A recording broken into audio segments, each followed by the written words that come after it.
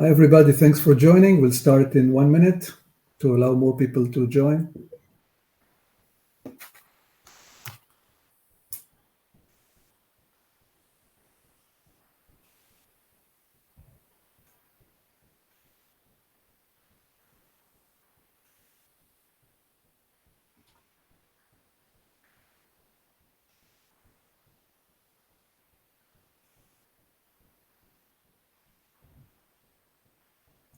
All right, are you guys ready? Yes, sure. Hello, everyone, and welcome to today's session. I would like to introduce you to today's presenters, Bill Trachino and Gregory Zawi from K2View, who together bring a combined experience of over 20 years serving enterprises in data-intensive operational and analytical workloads. Today's session, Data as a Product, is being recorded and will be made available on the BrightTalk platform after the webinar ends. During our session, we will present 3 poll questions, which we would love for you to respond to. We will share the anonymized statistical results of the polls with our audience. Finally, we will have a Q&A session at the end. So please jot down your questions in the questions box, and we will try to attend to as many of these as possible at the end. And with that, let's get started, and I'll turn it over to you, Gil. Yes, thank you very much, Elisa. Thanks for the intro.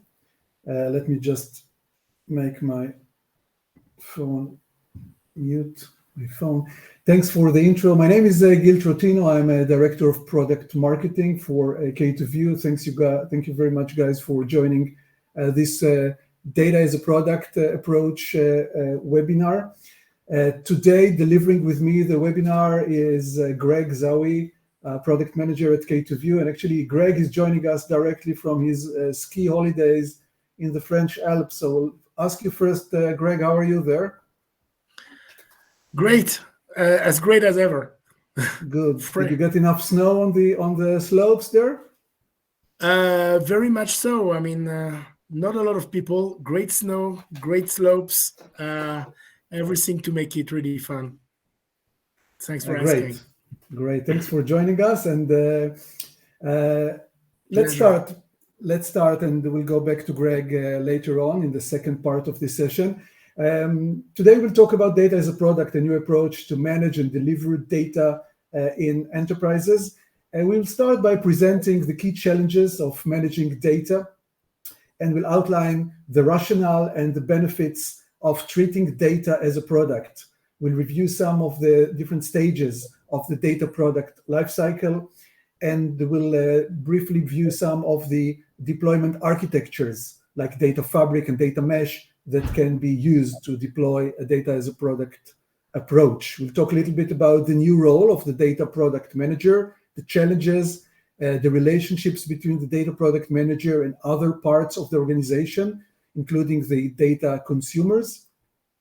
And finally, we'll present and demonstrate the K2View Data Product Platform, which manages, processes, and delivers enterprise data using real-time data products.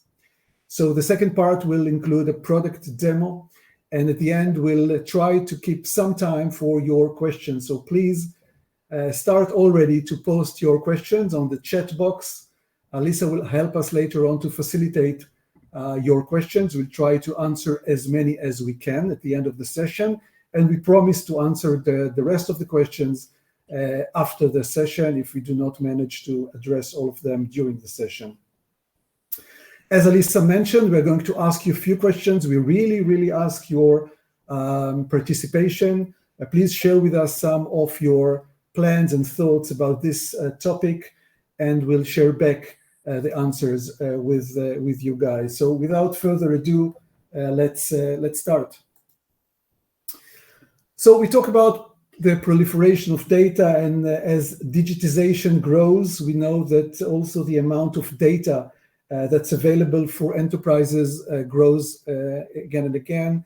As you can see here from the quote by McKinsey, data-driven companies are 23 times more likely to acquire customers and 19 times more likely to be profitable.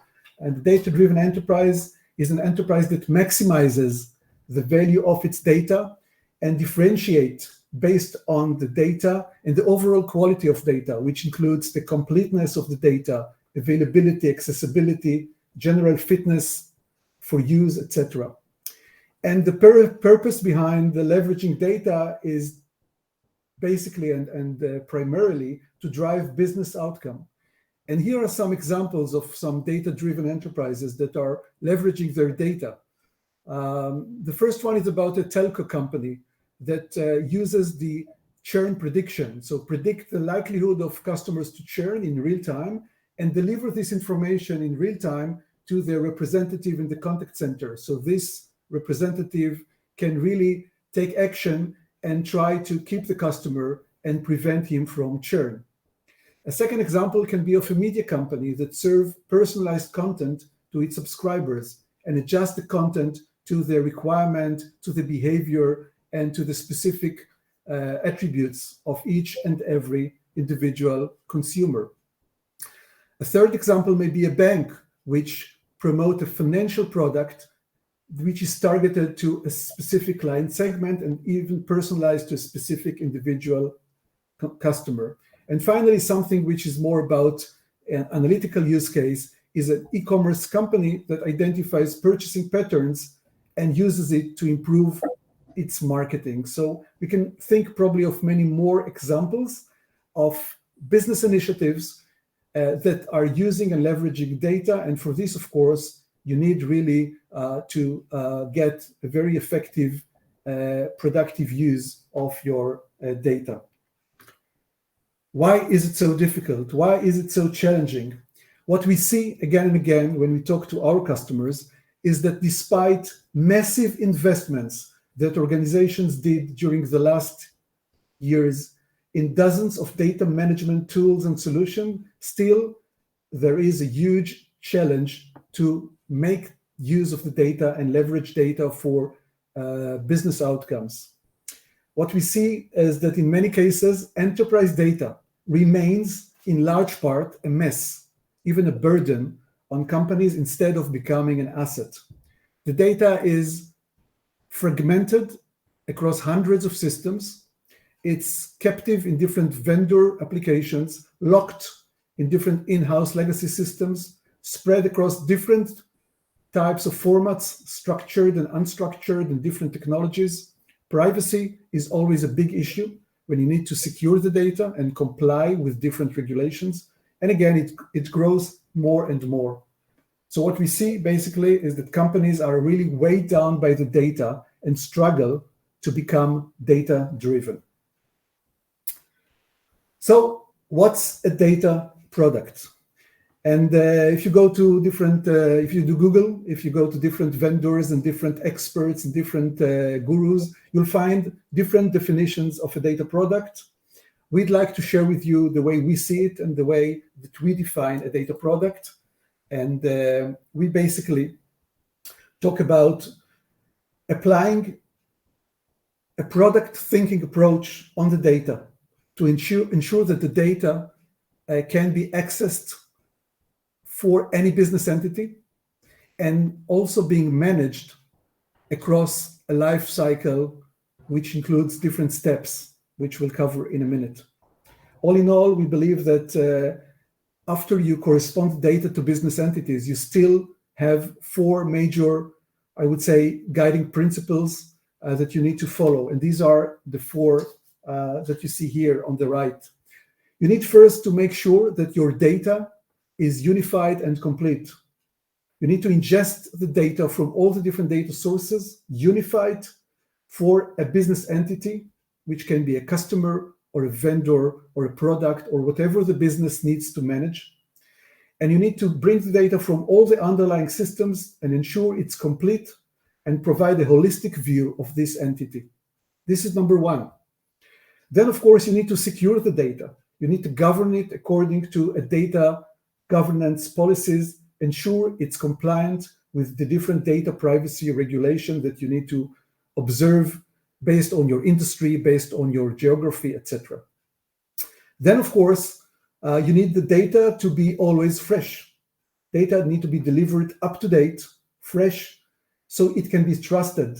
It needs also to include what we call situational awareness. Data need to be live and include any insight which is generated on this specific business entity. For if this is a customer and you get a new insight on this customer, you'd like the insight like churn prediction or any other insight which is being generated, you'd like this to be relevant and for the data to be always fresh. And finally, you'd like your data products to fuel both operational and analytical workloads or use cases. And we'll talk more later on about the use cases. So overall, this is just a definition of a data product. But in order to achieve a data product approach, you need two more things. The first one is you need to decide which type of data do you manage and which type of attributes you need to manage for your data. And the second one is the life cycle of your data products. Let's start with talking about what's in a data product when it comes to the data itself.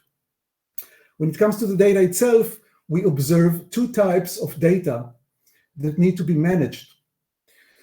The first type of data is the data about the data product. This is the metadata that we would like to manage. For a customer, like in this example, we talk about the customer metadata, which includes the data schema, how the data is being organized and the structure of the data. It includes also all the delivery and integration methods that you use in order to ingest the data and extract the data from the sources, but also all the methodologies and integration methods that you use to deliver the data to the data consumers. It will include the synchronization rules of the data to the source systems, but also the processing logic. What do we do with the data and what type of processing do we apply on this data? Finally, it will also include the lineage of the data to the data sources, which means basically, how do I track the data journey back to the sources and how do I map my data back to the data sources? And finally, the access control that manages the authorization and access rights around the data. This is all part of the metadata.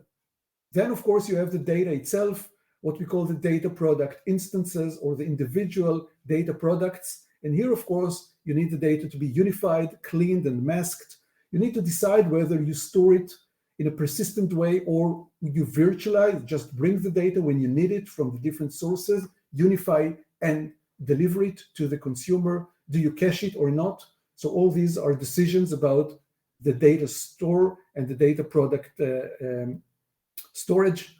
You need also to augment the data with real-time and offline insights. As we mentioned before, the data need to be fresh and include situational analysis and attributes. You can enrich it with further data coming from other sources. And finally, you would like to track the usage and the performance of the data so you can optimize the data based on the type of usage and the type of metrics that represent the performance and how people are using the data and how the consumers basically get the data.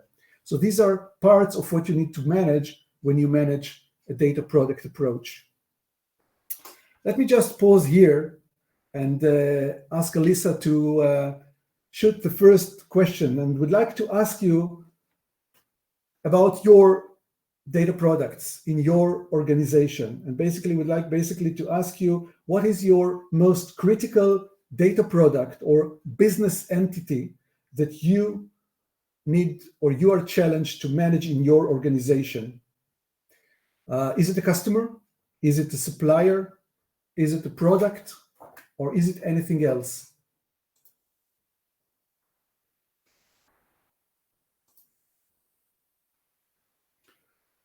So if you go to the poll questions, tell us what's the primary business entity in your organization that you are challenged to manage its data across different sources and across different methodologies. What's the primary data entity that you'd like to manage and that you believe should bring most value to your organization? I see already the results are coming in. Please keep on answering. It's very interesting, but let's give you somewhat more time and let's continue while you are providing your answers. Let's continue. We talked about the type of data we need to manage. Let's talk a little bit now about the data product lifecycle. When we talk about the data product lifecycle, this is actually one of the primary concepts of managing data as a product. We talk about the lifecycle that starts with designing the data product based on the requirements that we collect from the different consumers. Then we go into the considerations of data product integration and delivery. How do we integrate the data from the different sources? How we deliver the data product to the different consumers? Data product engineering is all about the transformation and data processing that need to be done in order to create this data product. Then we need to answer a set of questions and to provide set of capabilities around these questions about data product governance and security. How do we secure the data product? How we govern it? How we make sure it complies to our different security and regulations? Then we have a set of data product storage capabilities and questions we need to take care of. And finally, we need to talk about data product monitoring. How do we monitor the usage of the data product so we can, again, fine-tune, tailor, and optimize the data product in the future? On top of these 6 stages, normally we also need to cater for enterprise deployment, especially in big organizations, how we deploy the data product solution. How do we take care of things like high availability, security, recoverability, etc. And finally, we also need to take care of change management aspects. So these are all domains that need to be catered and need to be addressed as part of treating the data as a product. And again, if you take a deeper look into these stages, then of course you end up with a very long list of capabilities for each and every step of this data product lifecycle that need to be addressed if you choose a solution, if you choose a product that can help you to apply such a data product concept or approach. So again, if you just take, for example, the data product design, you need to see how you discover the different data sources. How do you manage the data using a catalog? If you talk about data product engineering, you have to cater for all the stages of the data processing, including matching the data, validating, cleaning the data, orchestrating, enriching, etc. So again, a bunch of activities and capabilities that need to be catered for each and every stage if you really would like to address data as a product and support the entire life cycle. Then, as we all know, it's not about technology only, and technology and solutions will not solve the data management challenges alone. Organizations need also to take care and to address the organizational and the people aspects of this domain. They need to define different roles for managing the data. They need to position the product teams within the different line of businesses, to draft the responsibilities of these teams, and to start measuring the teams using specific set of metrics. This is just one suggestion of an organization where the data product manager is basically in the heart of this organization. The data product manager or owner, basically he's the person that manages and the entire process, from basically collecting the requirements from the business stakeholders, prioritizing the requirements around the data, and eventually being the focal point of contact for all the data engineering tasks and the missions. But he doesn't do it by himself. As you can see here, first of all, the data product manager normally will work with the business stakeholders using 2 types of channels. One would be through development of applications, tailored applications that are going to deliver the data to the business stakeholders. Here he will get the help of software product managers, software engineers, and other people that are going to help him to develop those applications. Another group of people would be analytics professionals like business analysts and data scientists that will generate business insights based on the data and again deliver these insights to the same business stakeholders. At the back end, the data product manager normally will get the help from a set of data managers, including data engineers and data architects and DBAs and data stewards that will help him to manage on a day-to-day basis the data products and to support and cover the life cycle stages that we've just observed in the previous few slides. So again, it's a lot about organizational and processes that need to be set up and then, of course, operated in addition to the solutions, in addition to the technology which can be implemented to help us in the deployment of such an approach. Our second question that we'd like really to get your feedback is about your plans to apply a data product approach. So we'd like to ask you, what are your plans for implementing a data as a product approach in your organization? So tell us if you have any plans, if you consider this in the next 12 months, if you are already in the process of implementing a data approach, or maybe you've already implemented something around these lines. So please give us your feedback. What are your plans for implementing a data as a product approach in your organization?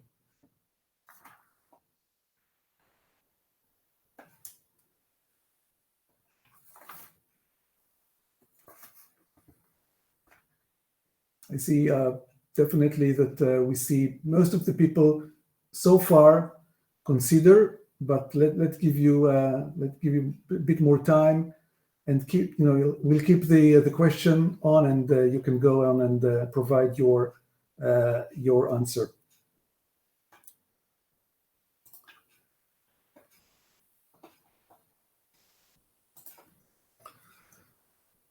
Now I'd like very briefly to give you some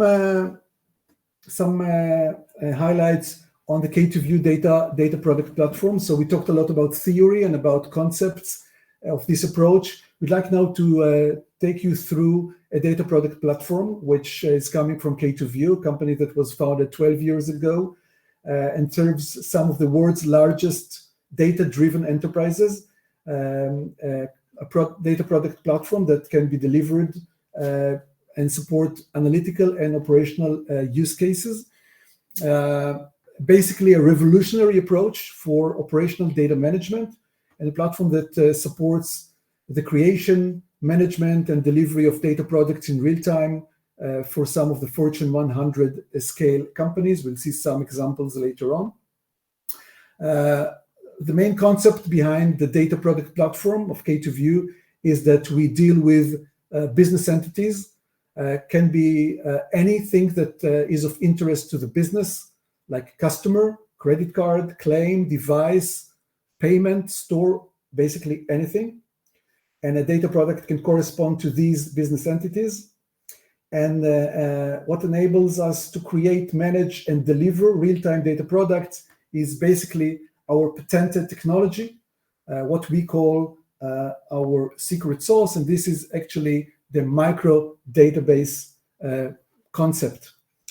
And the K2View platform basically manages every individual data product in its own micro database. So for example, if we talk about customer data, as in this example, then basically we will generate a micro database for each and every individual customer. The data will be extracted from all the different data sources, regardless of the data source technology. And as you can see here, for example, we'll take customer data from different databases and data sources. This can include interactions data and campaign management data, master data from the CRM, as well as invoices and payments and other financial data. The data will be extracted, will be unified, and basically a micro database will be created for each and every individual customer, for for example, in this illustration, Paul Quill will get his own microdatabase. Janet Davis will be created with its own microdatabase, etc., etc. Each microdatabase will be cached, will be secured and encrypted, and will be stored if needed, can be also virtualized. So the data will be synced, processed, secured, stored, and eventually the data will be served to any data consuming application using web services, APIs, and other delivery methods. The platform itself can then be deployed using different types of deployment architecture, starting from data fabric architecture, which is the more centralized approach of data management, where the data products are centrally defined, centrally managed, and eventually being delivered to the different data consumers.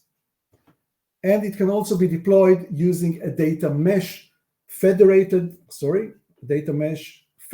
architecture, where, as you can see here, different data domains in the organization have their own responsibility to define and manage their own data products. As we can see here, customer service can manage the customer data, the production teams can manage the product data, e-commerce will manage the store data, etc. And then the data will be delivered to the different data consumers, as we can see here. And of course, self-service data tools will enable these data consumers and the data engineers to design and to manage their different data products. On top of it, a federated and global governance can be deployed in this data mesh type of architecture.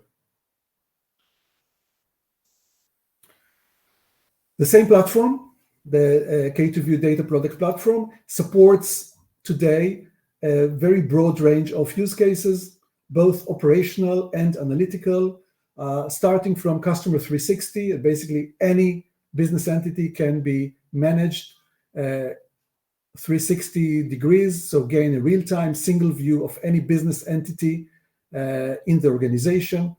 Another use case is the operational intelligence, generating insights and basically delivering the insights in real time to the operational systems, what we call operationalizing the insights.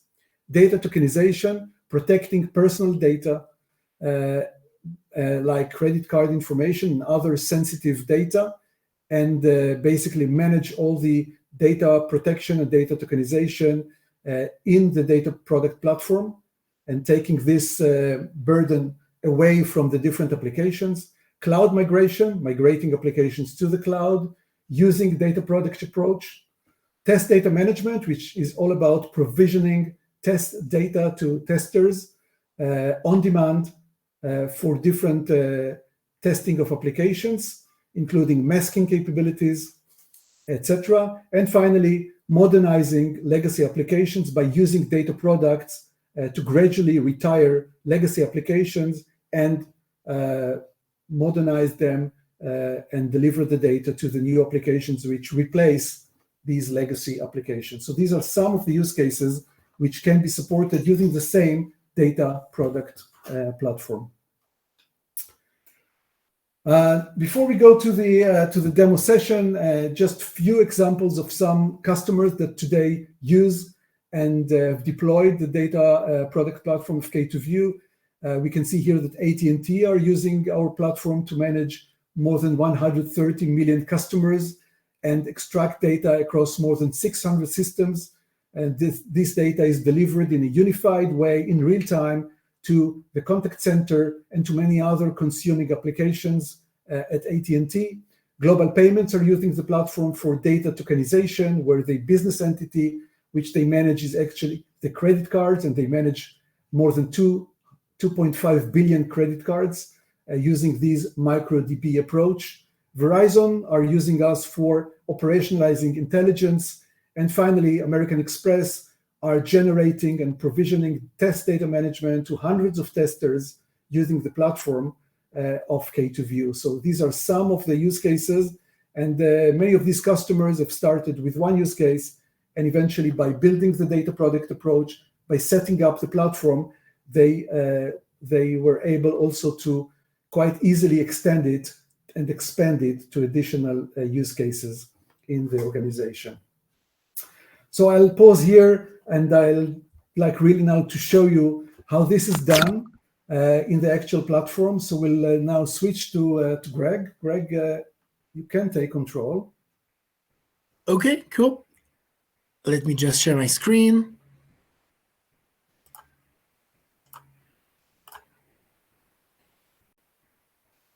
And you should be seeing my K2View Studio on the screen. Can you confirm, Gil? Yeah, we can see it. Excellent.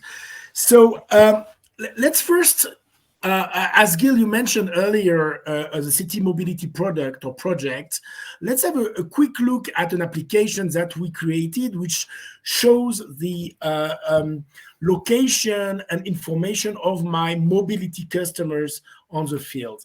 So from my K2View Studio, I can very easily access the application from the left-hand pane. And in that case, I have a splash screen asking me for a customer ID. I'm just going to key in 39, and I can see that I'm already getting information from this specific customer, Leda Vega, whereby the web application is generated and is creating the contacts and is creating the data used by the contact center representatives of the city mobility application, and which shows basically the location right now, the status of the car, the vehicle being rented is a car, its current speed, and its battery level. You can see information about the customer, in that case, Leda Vega, whereabouts she lives, with some private information that is masked, like the SSN or the credit card number, the customer score for that specific customer, recommendations in her whereabouts, and any type of more generic information, such as service cases, financial information for each customer, recent rental activities, etc. So all this is a financial and location-based service information are extracted real-time, either from the vehicle, which is in that case generating the data in real time on the road, or from the databases on which K2View Studio is connecting to deliver the data product for that specific customer, Leda Vega. So let's see how this was all achieved. Using my same framework, my same web studio, which is basically what we have here. So I apologize, it's a bit slow because, as Gil mentioned earlier, Greg, let me just use the pause here and remind the guys, we are looking for your questions. Please feel free to use the chat already to post questions, whether on the presentation or during the demo. If you have questions on the demo, on the solution itself, please post your questions, and we'll definitely answer them during or after the webinar. Back to you, Greg. Yeah. No problem, Gil. And just as I was saying, if you see some latency, it's coming from my remote location right now, whereby I have not a very good connection. So I hope it's as fluid as possible. So let's first think about our data product and what it needs. Well, you need data, and data is coming from source. So you need to connect to sources. And in order to connect to sources, we will just go onto our shared object interfaces and create a new interface, whereby the type of interfaces could be relational database, non-relational databases, queues, any type of SQL, MySQL, DB2, IBM, Oracle, SAP, etc., SAP, Cassandra, etc. I will also have some access to Hadoop Hive or Redis technology, where I can very easily, use that connector to create a connection to the data I wish to source in order to build my application. So in our case right now, we are using the following databases. We have a CRMDB, which is providing all the data related to my customer. You can see here, it's a very simple panel to fill in with the name of the database, the user, the password, etc. This is a demo environment, so I'm just using the JDBC SQLite driver on my CRMDB file. I have the information about my billing for that specific customer, and I have all the data here provided and reported by my vehicles on the fly and on the field. It could be a bike, it could be a car, or it could be, as we saw before, a car or a scooter, for example. So once I have all these connections gone, I need to be able to create my data product. And my data product, I will show a very simple example of that customer here. My data product is, for the customer, is a schema. And that schema is going to be what is used to create all these micro databases Gil mentioned earlier, one micro database per customer.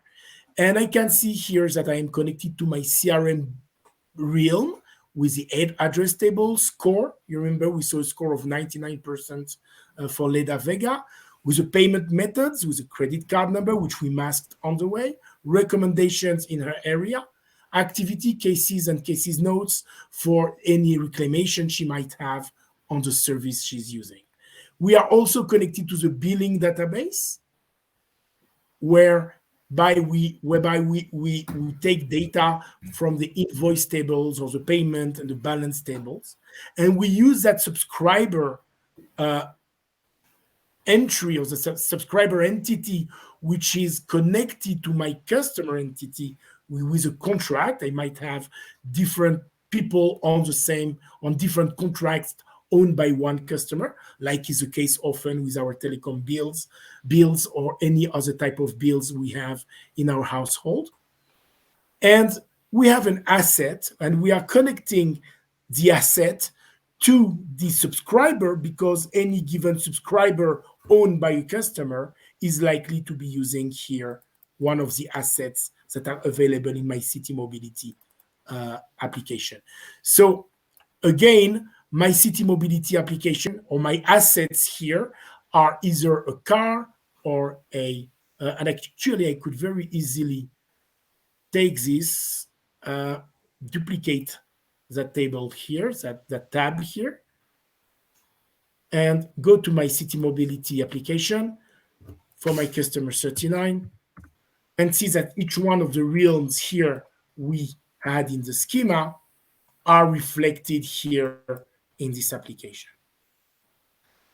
So let's dive into the schema. We have tables, we have relations between tables, we have different databases interconnected, which are creating the data product all together. And I can set it up very easily. I can add tables. I can define synchronization schemes, such as inherited, time interval, or decision function, whereby I say, I wish that specific table here or the entire schema to be refreshed or to be resynchronized from the sources with a specific attribute that I would define, either a function or a value. I can use enrichment functions. I can have triggers to trigger the refreshness of the data, etc., etc. So the population, the data is being built and populating the micro database for a given customer via this schema, and basically the data is flowing along these lines, which shows a relationship between tables as well. If I was to go here on the data itself, I have a data viewer, which is telling me, okay, for my customer and customer ID 39, which is the same lady as here. I would like to actually get the data, and I'm just basically asking here to bring all the data for customer 39. And if I dive in at the table level, I can say, okay, let's have a look at the data I have here. Let's say customer. Here we are.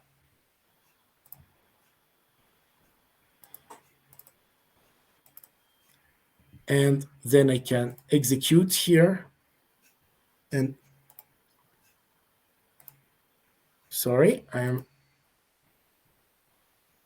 need to go to my table first.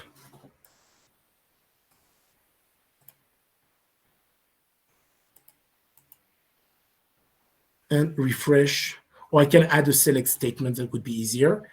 And here I would say execute, and I can see all the data here coming in for my specific table. So basically, Greg, if I understand correctly, now what you show here is that you go to an individual data product instance, in this case, customer ID 39, and you bring the data from the MicroDB, the data which was already unified across the different sources for this specific customer, right? Absolutely right. So I'm basically generating or resynchronizing if necessary. I can do a sync force, for example, or on or a new, and I can basically regenerate the data or fetch the data from my existing micro database that was created before, if it was created before or was not ever created, and then generated on the fly here.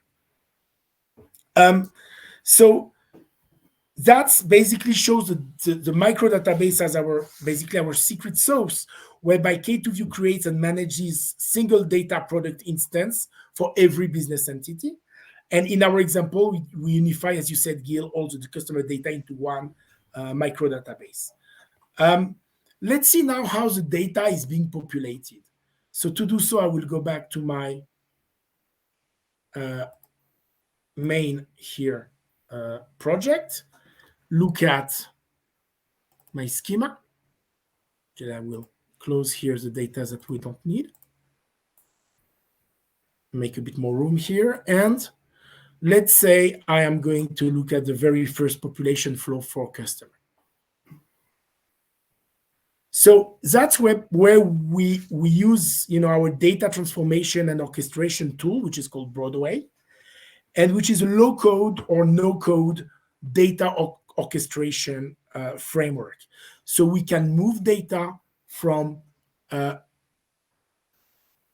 source to the target, which is the LU table here, the customer, and do the right operations that are needed. For example, here I'm querying my source. I'm doing here a simple select on my customer. And I am populating the data as mean of insert directly into the customer table for that database. Now, Broadway can be used for much, much more. And I can use here dozens, almost over 100 now, different type of operators to manipulate data or to access database or to manipulate databases or to manipulate images types, generate jobs, use logic conditioning or conditional operators, masking, which is what we used actually for the credit card and for the social security network social security number.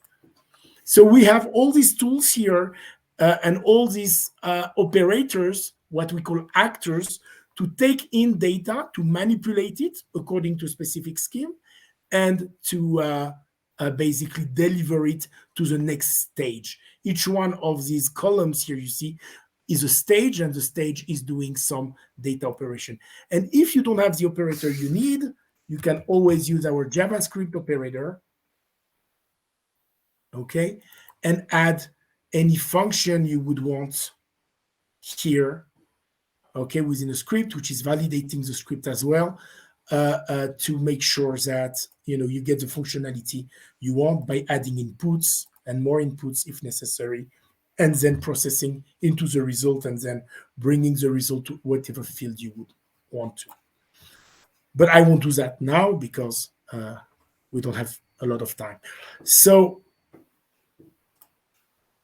once I have this and I have data which I sourced from my sources, which I have from my different databases, in our case, the CRM, the billing, and the assets databases. Once I have populated it and transformed it if necessary, I need to deliver it. And to deliver data, or to enable users to consume the data, we have many means, such as web services or queues or whatever SQL injections which are needed. I don't need to save that. So let's have a look at my web services here and use the one we are actually using for our case here. You remember this dashboard with customer data, recommendations, we have a map, we have recent rentals, rentals by city, monthly rentals, etc. Each one of these cubes or each one of these areas is basically populated by one of these very simple nodes. What we call this tool is Graphit, which allows us to basically design the response or design the query and the response for a web service that's invoked onto Fabric to deliver the data to a third party. In that case, it's an HTTP response that is being called by the web framework for our web application. So each one of these here is creating the nodes, asset location ID, transaction ID, with a value from the select that was used on that specific database or table. I remind you that each one of our micro database is an SQLite. So here in that case, the queries are very simple and can be generated automatically. That's an example for the asset location geocoded, whereby I need to feed a latitude and a longitude. And that is basically, if I look here at this new parameter, I'm going to put 39. And I can generate either a JSON, where you can recognize the format of JSON, which one of the data, which one of the fields I requested, rental by city for a given customer. So New York, 9 rentals, San Francisco, 8 rentals, Los Angeles, 6 rentals, etc. I have the value of my usage per month, my invoices per month, etc., etc., etc. Loads of data here that's coming from the customer or from the asset, in that case, a car, and with information for that given car. Now, the same thing can be done as well on XML, and you would have the same data, but in an XML format this time. So that's for data delivering. We can also deliver data via queues with Kafka or Java Queue. We can ingest data from queues as well. Now, you remember we mentioned Graphit, we mentioned Broadway when we looked at my customer, here it is, population flow. I reopen that up so you can see the control panel for this Broadway data flow orchestration and movement. And we basically can use also these flows to ingest data from Fabric into external sources. I will not do this on my cloud environment. To do so, I will go on my local environment, whereby I will just close it and actually reopen it. I have here a flow which I designed that is injecting data into the data lake. In that case, it's a Google BigQuery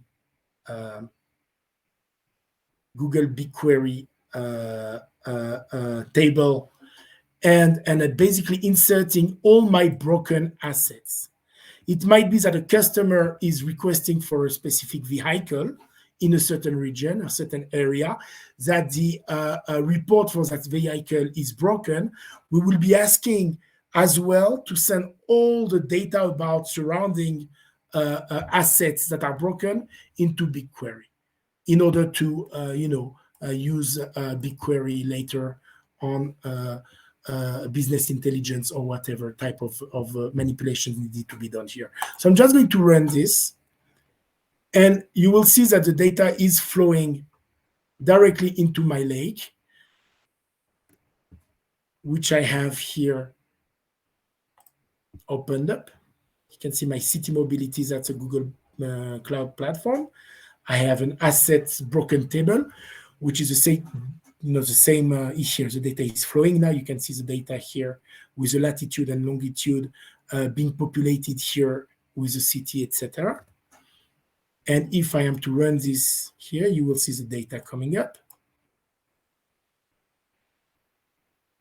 Okay, and we have information about each one of the assets from this service that is broken or that has an issue. If I wanted to even explore that with BigQuery, I would be able to just load it as a table, and I can see the data here flowing in and being already processed into a data lake. So Greg, while the data is being ingested to the Google BigQuery, just let me clarify with you just to make sure we all understand. So what you did basically, you took the same data product of a customer and of a vehicle that was already built into the platform for operational use cases, like the city mobility dashboard. And you took the same data and then you pipelined it to a Google BigQuery data lake for analytical purposes, right? So Absolutely. the analytics is done by Google BigQuery, but the data product serves both operational and use cases using the same infrastructure. So you build it once and you can use it for multiple use cases, right?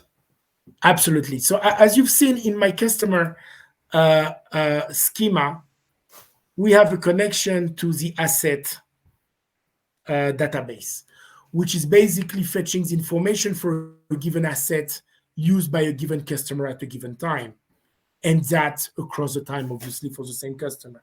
Now, we have also a data product, which is called Asset, and that data product is built with very simple tables, one which is an asset with an ID type, IMEI, description, etc., and with the sampling data for a given asset at a given time, so where its whereabouts, basically, with the telemetry information, its latitude and longitude to give up its time, the timestamps necessary for the sampling, data sampling, as well as the transactions that is basically the link between the usage of the asset at a given time and the customer schema, which we saw here. So that's basically providing customer 360 multiplied or at the power of asset 360. And what you've seen, Gil, and you answering your question, is that we are returning entirely the process by asking now from all the assets I have, which are the ones which are broken, which have a status of broken, and sending them to a data lake for further analysis. Yeah. Data lake could be anything. In that case, it was BigQuery. It could be Snowflake, or any other type of and let me, thanks, Greg. Let me just add that the data lake that we saw can be a destination, can also be a data source. So once an insight is generated on the data lake, for example, by a machine learning or AI engine, this insight can be, again, captured by the platform and reach the MicroDB with this new insight, and this insight can also be pushed back to the operational system. So this is what we call operationalizing insights or operationalizing intelligence. So Greg, thank you very much. We really have like 5 minutes, and we promised to take some questions and address them. So I'd like to thank you for the demo. Stay with us because we have some technical questions we may need your help with.